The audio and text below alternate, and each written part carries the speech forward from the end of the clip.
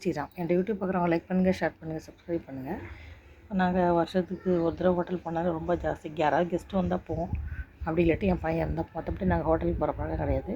இப்படி தான் ஒரு தடவை டிஃபன் சென்டருக்கு போயிருந்தோம். அப்போ போயிருந்தப்போ எங்கள் பக்கத்து டேபிளில் ஒரு பொண்ணு, ஒரு 30-35 வயசுக்குள்ளே இருக்கலாம், ஒரு 5 வயசு பெண், ஆண் குழந்தை, ஹஸ்பண்டு 3 பேரும் ஊத்தப்பம் ஆர்டர் பண்ணியிருந்தாங்க. அந்த ஊத்தப்பங்கிறத பார்த்தாலே என்ன வீட்லேயும் செய்ய மாட்டேன், வெளியிலையும் சாப்பிட மாட்டேன். அது என்ன புளிச்ச மாவில் ஹோட்டலில் ஊற்றி கொடுக்குறாங்களான்னு எனக்கு ஒரு சந்தேகம்.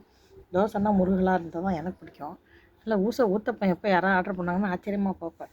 அதுமாரி அந்த பொண்ணு 3 தோசை ஆர்டர் பண்ணி புருஷனும் பொண்டாட்டி ஆளுக்கு ஒரு தோசை சாப்பிட்டாங்க. அந்த பையனுக்கு ஊட்ட விட்ட ட்ரை பண்ணிச்சு அந்த பொண்ணு. அந்த பையன் துப்புறான், அவனுக்கு பிடிக்கல, தோசை சாப்பிட பிடிக்கல. அந்த பொண்ணு தோசைன்னு சொல்லி ஒரு 10 தடவை சொல்லி ஊட்ட பார்த்துச்சு, அவன் சாப்பிட மாட்டேன்ட்டான். எனக்கு அந்த பொண்ணு நடந்துக்கிட்ட விதத்தை பார்த்தோன்னா இதுக்கு முன்னாடி அது வீட்டில் தோசையே சுட்டதில்லை, இட்லியே செஞ்சதில்லைன்றது நல்லா தெரிஞ்சுது. ஏன்னா அந்த ராக்கெட் விட்ட மாதிரி பேசுது அந்த தோசையை. அது எப்படின்னா, ஒரு பெண் குழந்தைகளுக்கு எல்லாம் கற்றுக் கொடுத்து அனுப்புகிறாங்கன்னு சொல்கிறாங்க, கொடுப்பாங்க, கல்யாணத்துக்கு முன்னாடி எல்லாம் கற்றுக் கொடுக்கணும்னு சொல்கிறாங்க. அது எல்லாேருக்கும் அது அப்ளிகபிள் ஆகிறதில்ல. இன்கேஸு கற்றுக் கொடுக்க முடியல, பேரண்ட்ஸால் முடியலன்னே வச்சுக்கோங்க. இப்போ நீங்கள் கல்யாணம் பண்ணிட்டு ஒரு இடத்துக்கு போகிறீங்கன்னா அட்லீஸ்ட் நிறையா யூடியூப்லாம் நிறையா இருக்குது. இல்லாட்டி அவங்க அம்மாட்டையோ யார்கிட்டையோ கேட்டு அந்த விஷயத்தை தெரிஞ்சுக்கிட்டு நம்ம முடிஞ்ச வரைக்கும் நம்ம ட்ரை பண்ணலாம்.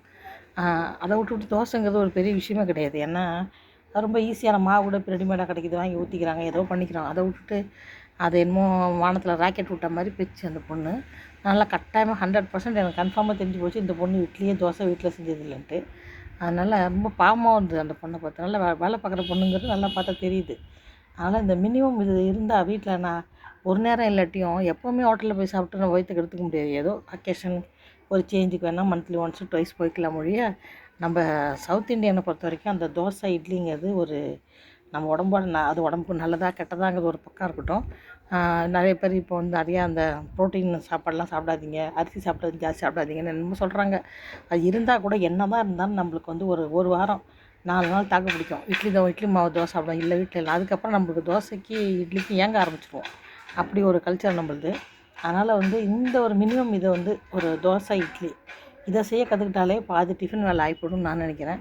அந்த மாதிரி உள்ள பெண்கள் தயவுசெய்து இன்றைக்கி யூடியூப்பை பார்த்தாலும் இட்லி மாவு தோசை மாவு அரைச்சிக்கிங்க. ஏன்னா இங்கே தெலுங்கானாவில் எப்படின்னா இட்லி மாவு தனியாக இருப்பாங்க, தோசை மாவு தனியாக இருப்பாங்க. இட்லி மாவுங்கிறது இட்லி ரவைன்னு ஒன்று கிடைக்குங்க, அதில் இட்லி சுடுவாங்க, ரொம்ப கேவலமாக இருக்கும். அப்புறம் சுத்தமாக பிடிக்காது. அது இந்த ஊருக்காரங்களுக்கு பிடிக்குன்னு வச்சுங்க, நம்மளுக்கு அது பழக்கம் இல்லை. அது என்ன உயிர் போகிற வேலையாக இருந்தாலும் நான் இது வரைக்கும் மாவு வாங்கினதே இல்லை. இட்லி மாவு தோசை மாவுலாம் எங்கேயுமே அதை வாங்கி சாப்பிட்ணுன்ற தாட்டே பயமாக இருக்கும். நினச்சாலும் எப்படி இவங்கெல்லாம் வாங்கி சாப்பிட்றாங்க, நான் வாங்கினதே இல்லை இது வரைக்கும். நான் பட்டி கலந்தாலும் கட்டுப்போன வழியாக அந்த இட்லி மாவு தோசை மாவு நான் ஒரே தடவை ஒரு தோசை வாங்கி சாப்பிட்டேன், அவ்வளோதான். வீட்டுக்கு வர வச்சு அவ்வளோதான். மற்றபடி எனக்கு அந்த கான்செப்டே சுத்தமாக பிடிக்காது. எல்லாேருக்கும் அப்படி இருக்கணும்னு அவசியம் இல்லை. பட் அட்லீஸ்ட் சின்ன சின்ன விஷயங்கள் கற்றுக்கலாங்க பெண்கள். கல்யாணம் பண்ணிட்டு போனால் புருஷனுக்கு தன்னோட குழந்தைகளுக்காவது செய்ய தெரியணும்.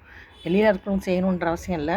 அது அவங்கவுங்க சௌரியம். பட் வீட்டில் இருக்கவங்களுக்கு செய்யறதுக்காக நம்மளுக்கு தெரிஞ்சிருக்கணுங்கிறது தான் என்னோட இது. லைக் பண்ணுங்கள், ஷேர் பண்ணுங்கள், சப்ஸ்கிரைப் பண்ணுங்கள்.